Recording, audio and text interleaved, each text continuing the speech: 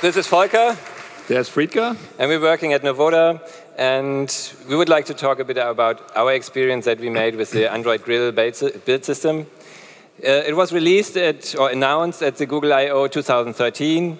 And then finally, the first release, 1.0, was released in December last year. So not too old, but we tried to adopt as early as possible. Right. We've played with it, and we would like to share our experience.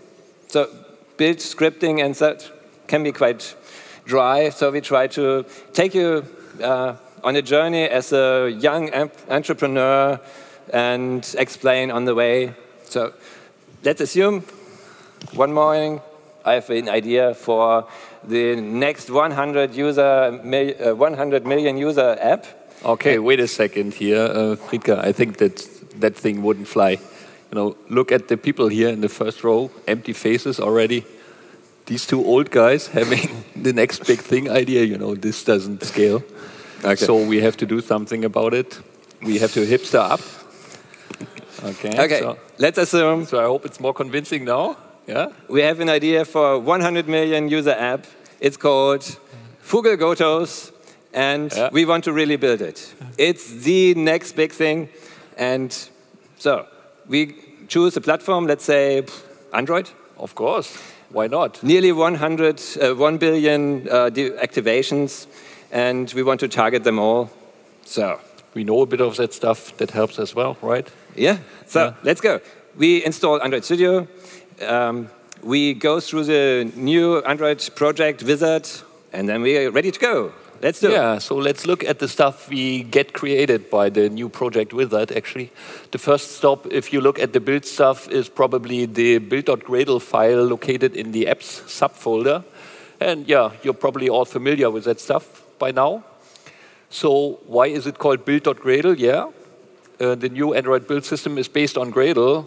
Yeah, which is great, because Gradle is actually battle tested in the enterprise world. It's been around for almost 10 years. It's stable, it scales, and it can handle really big builds. And now we also have it on Android, so it's great. Yeah, what happens here? So there's a special Gradle plugin now, the Android plugin. We apply it, and then we can configure and describe our build. So this is really a declarative build system we have here. We really model our Android domain here, and yeah, so this is how it looks like. The Android project is described just by the script. So no executable code here in that sense. Right, so we don't know what it does actually. Yeah. Hopefully it does the right thing. Yeah, and then you have more? Yeah, there's actually a bit more. You know, we have seen the first build.gradle file in the app folder, but there's another one in the root folder. There's the Gradle subfolder with the wrapper subfolder in that. Yeah, and more properties. So the interesting thing is the settings Gradle. It says here we have a multi-module project, and it uses these two build Gradle files to go through the build stuff. Yeah. So you have some properties.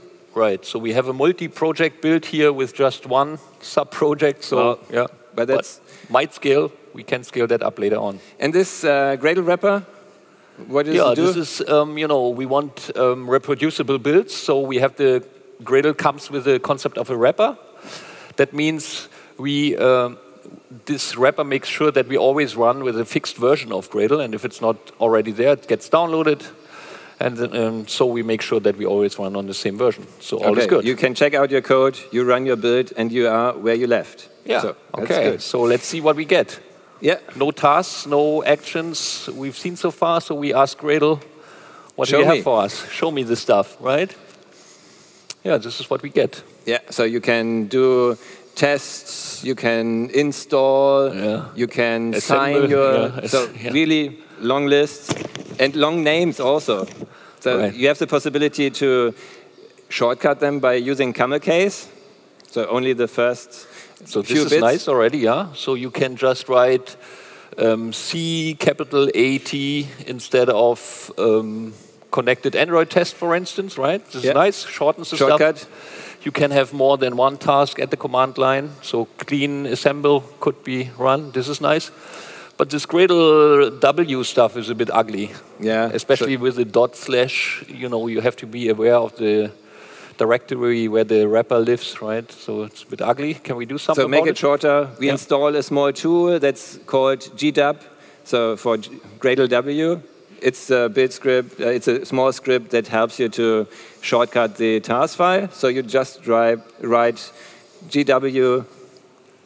Wait, where is it? Click again. Yeah, I had that before. Sorry. Just the next, I think, doesn't work. So, here we have GW, it. clean assemble, and then you're good to go. Yeah, and it allows for nice shortcuts, you know, as well. So yeah, you can just write GW here. Yeah. And it even works from subfolders, you mentioned that, right? Yeah. And then, wait, you can't really run something? Yeah, this seems weird, right? So there's so much stuff here, but in Android Studio, I just click a button, and if I have a connected device, the app gets run on my device. So I think we should use a Gradle plugin to do it. right, if it's not there by default, let's pull in some stuff that does it for us, and Gradle is extensible. Yeah. So the first plugin, there's an Android command plugin that doesn't work. Yeah. Yeah. So Android command plugin provided by community, and it helps you to do GW run a build. Run debug down there, and what you see here, it's a build script dependency that we have to add. So there are actually two kinds. You know the dependency we've seen earlier in your project. Here it's a build script dependency. Yeah, we pull it in, and then we apply it in our application module build script, and all is good. We have more tasks even, and we have the run task there. Nice. Okay. So. Yeah, what's next? Okay, now let's start developing. Let's do the hardcore. We have this great idea and we want to make it now, right? So we want to build that stuff. So let's sit down and program. And of course, we want to focus on the great idea we have and not on all the stuff that's already solved. So there are a lot of great libraries out there. We just want to use them, and Gradle makes it easy to do so. We have the concept of a dependency configuration in Gradle, and there are some predefined configurations like compile and test compile. And this is all well and nice for the standard libraries like Guava, for instance. But probably many of you know that the Android annotation processing utilities are kind of on the rise because they don't add much runtime overhead, so they generate code for you. But these tools are only needed at compile time. They are not needed at runtime, and this isn't really well supported by Android Studio. Not Android Studio, by the Gradle Android build out of the box. We need another plugin. I would say. So let's pull in another plugin. It's the Gradle Android. What's it called? The Gradle APT plugin. APT plugin. So we apply it in the same way we applied the command plugin. And then you have a new configuration for the dependencies only for your annotation processing. Right, and now you can use all the good stuff like dagger, butter knife, auto value. Yeah, and there are more configurations produced by the Android build systems if you use flavors. So we want to have a paid version and a free version, that's obvious. So we define in our Android module that we have flavors, one free flavor and one paid flavor. And the Android plugin creates a new dependency configuration. So the dependencies I use there, it's for the license verification checker, and it is only included in the paid version. Right, so we have this nice flavor concept. Can build different versions, little diverging versions of our final app. This is nice. Yeah. And what's behind, you have the dependencies in the source set for the paid version. So if you write a class in the paid version source set, then you can use the license checker. And in the free version, you don't have it. And we try to kind of describe a best practice how you handle these kind of dependencies. But probably it's not really Gradle. So we can talk about it. It's not Gradle. Don't want it now.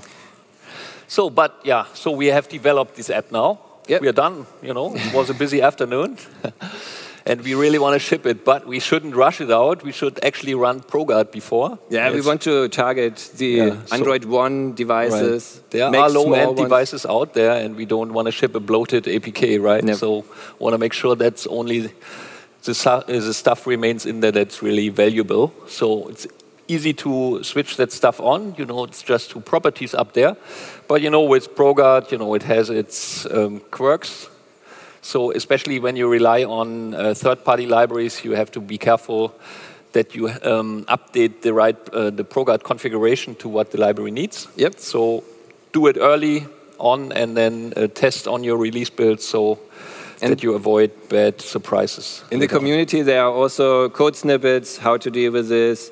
So there's a library also to use annotations to say which classes you want to keep. So this what's the name? Squad leader. Yeah, squad leader, and the list of snippets. So now we have a small APK, and we want to upload it, Google Play. Yeah, so we go to the website, do it all manually, and man, it's a lot of work to do, lots of description stuff, screenshots, video, what else do we need? You have to do it, that's the way. So we have to do it.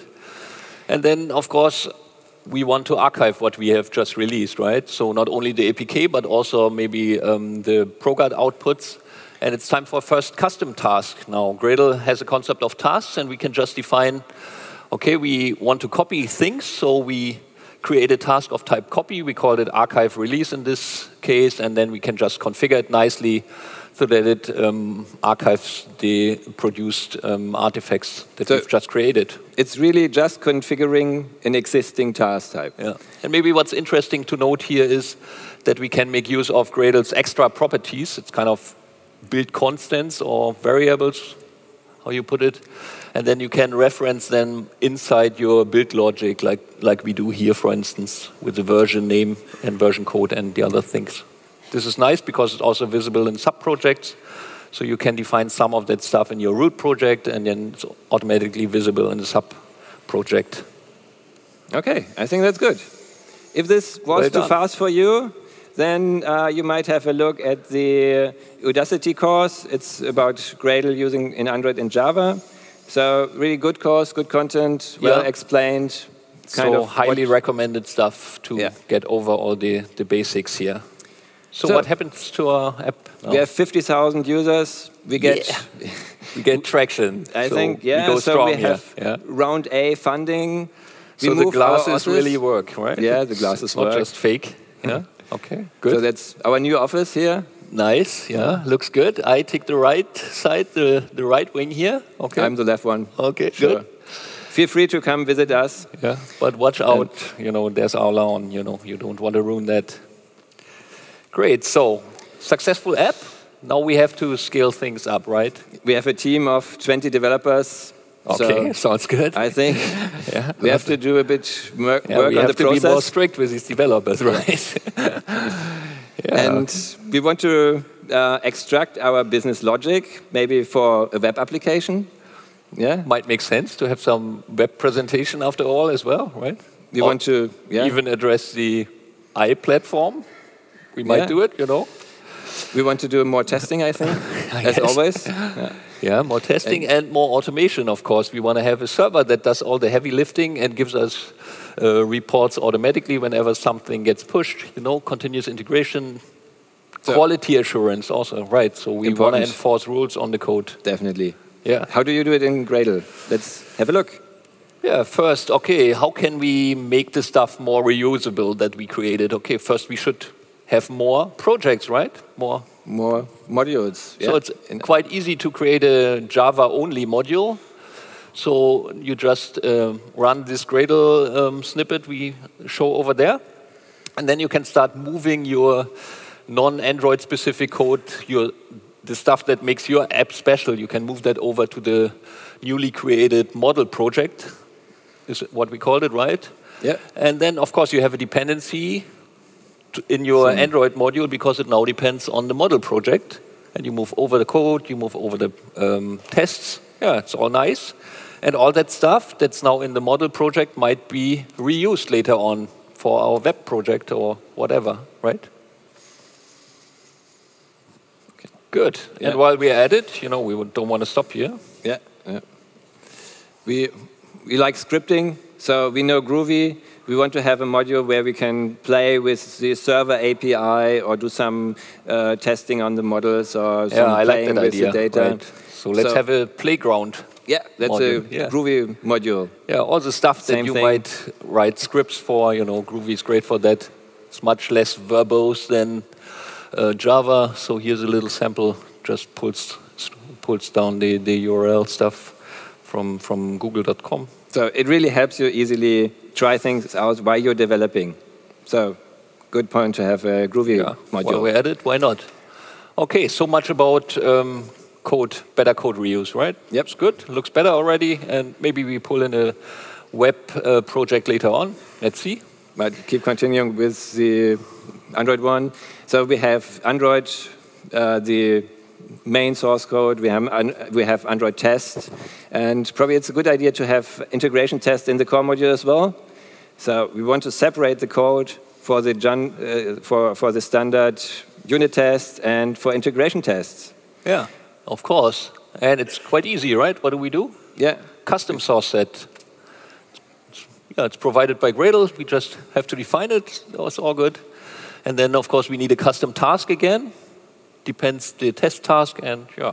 So now you have a new task only for your integration tests. So you put every code into this folder, into this source set that deals with databases, with connecting to the server, things like that you don't want to run all the time. Nice. Good. Good. So over time, we get new updates from our dependencies, and it's important so you guys to check it. Put out all these great libraries at amazing rates, and it's hard to keep up with all the latest versions of the dependencies we have. So problem here. So how can we automate New that? plugin, I would say. More plugins to the rescue. So we pull in, what is it called? The Gradle versions plugin. The Gradle version plugin. It gives you a nice report about the plugins that are available. More Gradle tasks. There's a new one, dependency updates. And gives you a nice report, and you can decide whether you want to update your dependencies or not. But it keeps you all updated with what is on JCenter and Maven Central. Exactly. So quality assurance, that's what we wanted to tackle. Now it gets serious, rule enforcing on code. Yeah. That's always our topic. So we add, we apply find bugs, we check PMD and check style. PMD, yes, the usual suspects. And actually this is supported out of the box by Gradle, at least for Java projects. But there are some quirks with the Android plugin still, because it's not really it's not compatible, right? Yeah, currently you can't use the check style as such, so you have to really configure it to make it work with your Android source code. And so let's configure it. We want time for another custom task, right? Yeah, custom task, but we want to configure it from a command line. While developing, we want to have a nice report about all the issues we have with our code. But on this, if we have a server, then we want to fail. We want to have a red build because code is not good enough. And we do this by adding this property, project property. And this allows you to specify a parameter on the command line. Okay, so how does it look if you run it? Yeah, so you have your task and you add the parameter, and then in your task you get the access through the project property. Yeah, this is nice. And we want an HTML report. Unfortunately, text style only has XML, so we have to do something about it. Let's add a certain execution after we have done the check style. So this is how you define scripting. Before we had just configuration, now we have executable code that we add to our tasks. So you write do last, and then whatever is in there is executed. Yeah, and we have AND support finally. Again, back to XML, not quite. We can still write it nicely in Groovy, but all the AND tasks are available out of the box. Out of the box in Gradle. So that's easy, and we have a nice report. Yeah, CI now. So we need a server. That's what we said, right? Yeah. So let's take Jenkins for now, I guess. Or Travis. And for the Travis would be. We use Jenkins, so let's assume we have Jenkins. Okay. So what we've seen earlier is that we have some properties, fail fast or whatnot, that should be flipped whether we are running on CI server or running locally.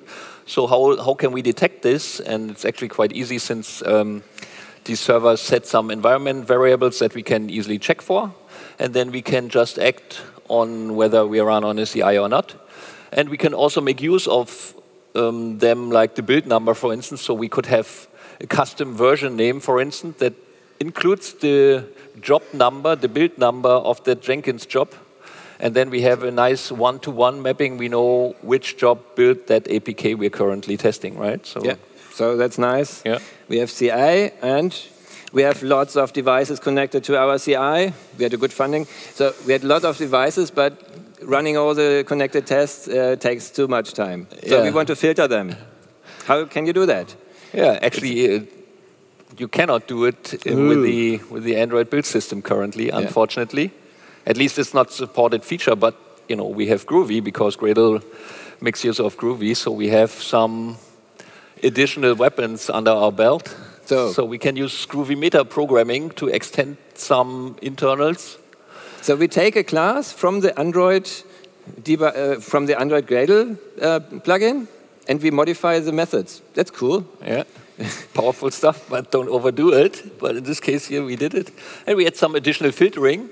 So we end up with fewer devices. We don't want to run on tablets in this case, and we only want to run on one device per API level. And all this is possible here. And this is also a nice use of Groovy's safe navigation operator here. This is a question mark dot. And this makes sure that you don't run into null pointer exceptions if some of that methods in between this chain here return null. So it's quite nice, quite dense, clean code. I like it, it's cool. Yeah, just to explain, so this local devices is a class variable. So if the Gradle plugin, the Android Gradle plugin is changed, maybe they rename the variable name, and this will fail. Yeah, so it's a hack, of course. It's a hack, but while you're on the same build number, then your build won't fail. Yeah, it's nice that you can hack at that kind of stuff. I like it. Okay. So now we have defined the task to filter our devices, and we want to execute this filter task before we run the connected Android test. So, easy task for Gradle, right? We just ask it for, give me all the tasks you have, and then filter by those that are related to connected Android tests, like this. And then for each of them, nice use of the spread dot operator here of Groovy again. Then we say, okay, you depend on our custom task now. So you get the list of connected Android test tasks, and before each one, you execute this. Right. And then this after evaluate, what's it about? Well, some of these, or maybe more or less all, I guess, of these tasks are created by the Android build system, so they are not there up front. They have some, they are created later on, and at the after evaluate phase of the Gradle build, they are eventually there. So we cannot check for them right away when the build script gets read in and evaluated. We have to wait until the evaluation phase has finished, and then we find all the tasks there. So it's a nice little, listener concept of Gradle. So you have the 3 phases for your build script, and in the second one, the Android plugin generates the tasks, and thereafter you apply this method. The tasks are all there. So they are all there. Call and us then and execute this stuff. It That's works. what we say. Yeah. Okay. Nice. So CI set up. Now we want to release from CI. Just the red button. We want that release me button, right? Yep. So how far off are we of that? Okay, we need some custom versioning handling, right? We need automated updates. Yeah. So we need commit the changes. Commit automation, pushing back to our repositories, and then of course we need to upload automation for that Play Store stuff we had to deal with earlier. Yeah. So how do we go about that? So the version we wrap in a class, so have separate of concerns, and we just want to have a task that increments the version. So let's say we have a version class and a method to increment. This is a task. But then, where's the class? How do you do it? Where does this custom class version would go here that handles our version scheme, right? And there's actually a nice little concept in Gradle. It's Gradle can you can define a build source folder, and whatever you put under that folder, it can be a separate Gradle project, that's then gets built, and the result gets put on your build time class path, so you can use all that stuff that's built inside this project during your build. So that's the ideal place to put your custom logic in there, and as you see here, we just create a custom Groovy class, of course, because Groovy. Yeah. The important thing is the name. Yeah. So it really depends on the name. You have your Java Android code in a source file, and now you have a build source folder with all the code that is available during your build. Exactly. Yeah, that's cool. So we have a class, but we don't want to code everything ourselves, so let's use a Groovy library. How you do that?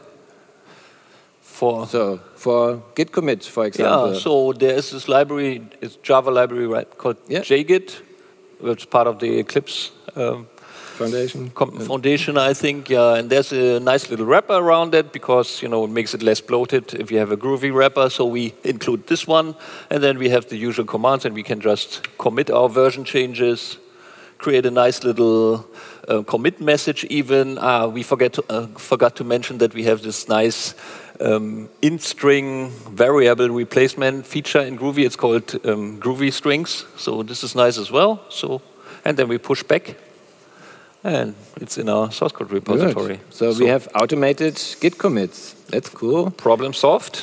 Next problem, please. Upload to Google Play. Yeah. That's good. So there's a plugin again. Yeah, you just reuse plugins. I like that. Yeah, good. The triple T plugin is quite good, we would say. It provides a list to get all the data from Google Play that is already there, that we have provided at the first release. And then it has tasks to upload the APKs and also updated metadata. So that's good. We have we have to configure a bit, give some credentials, you can do. So give some credentials, how you access Google Play. And if you go to the website from the plugin, it explains. You have to go through 3-4 steps once, but once you're configured, it's working nicely. So from your command line, you can publish to Google Play. Okay, awesome. So push button release functionality finally. Well, actually, we have 2 buttons, for the free version and for the paid version. Yeah, true. Maybe we don't need the free version later on because but we have a big office, so we need that money. For each flavor, we have 2 different tasks, so we can release them. Yeah. And we want to explain a bit how it's done. Yeah. So you have all the variants. So that's a cross product from your build types and the build flavors. So these are the variants. And you have access to them through the Gradle plugin from Android. And then you iterate through them, and you do a certain thing. So in this case, we want to create metadata for the oneplatform.org, end of advertisement. So we want to create metadata, and we do we don't want to explain the thing. No, we wanted to explain here. Okay. Sorry, too fast. So we wanted to explain the all. So why do we do all? Actually, the all is operation. Is it an operator or is it a method or what? I don't know. So instead of each, which is just a for loop, we use all. And all it adds a hook to your methods. Right. Yeah? So whenever I have a new variant, the code that I have written there is added to it. So you don't have to do the after evaluate, but you just add this hook, and whenever a new task comes along, then this one is executed. Right. So it basically says in a list for all the stuff you have here, execute this logic. So for each. And then if there's new stuff added to this list, then please execute it for the new stuff as well. So it's kind of a listener concept in that. Okay, good. Yeah, this is nice as well. I think that's good. Yeah, we have our application in the store. Now we can play a bit more. We have, how much time left? 12 minutes. 12 minutes, good. So we have prepared some more advanced stuff. Yeah, so best practice. best practices. Your program, your application grows. You have more and more sub-projects maybe. And of course, there's some common stuff that you want to share. Be it, for instance, code style rules in that example or whatever. And for that, you can create a method like this one here in the root project, for instance. And only this method knows where to find common resources. And then in your sub-projects, you just use this method to resolve the actual location of your shared resources. And this gives you a nice decoupling from the actual physical location of your resource. So you're good to change the path without modifying all the subtracts. Yeah. And you can do the same with versions of your dependencies. You define it once in the root, and then you have access to the variable in your sub-projects. Yeah. So that's good practice. And you can even group these together then, which is nice maybe for testing. If you have always JUnit tests together with Mockito, then you can create a group like testing dependencies, and then in your sub-projects you only say, okay, test compile depends on testing dependencies. Oh, yeah. Yeah, shrinking. Now it gets... we have a big app again. Yeah. We hit the 64K method limit. I hope you don't do that.